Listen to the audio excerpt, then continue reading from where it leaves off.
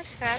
आज आपण कंपोस्ट खत कसे तयार होतात याविषयीची सर्व प्रक्रिया पाहणार आहोत. इथे कंपोस्ट खताचे बेड तयार केलेले आहे. 10 बाय 4 आकाराचे कंपोस्ट खताचे बेड तयार केलेले आहे. यामध्ये परिसरातला सर्व पालापाचोळा झाडून टाकला जातो.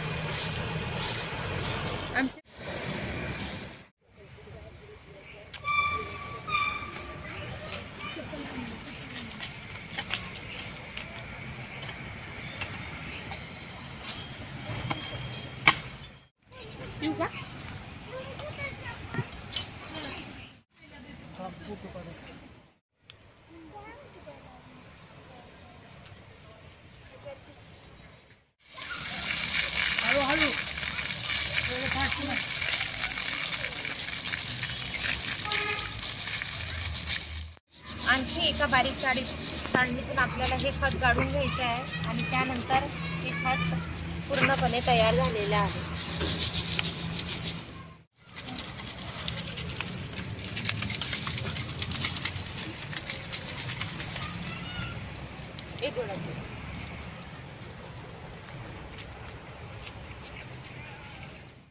अशा प्रकारे साधारणतः 3 महिन्यामध्ये सर्व पालापाचोळा कुजून कंपोस्ट खत तयार होते. आपणही आपल्या घरी करून पहा.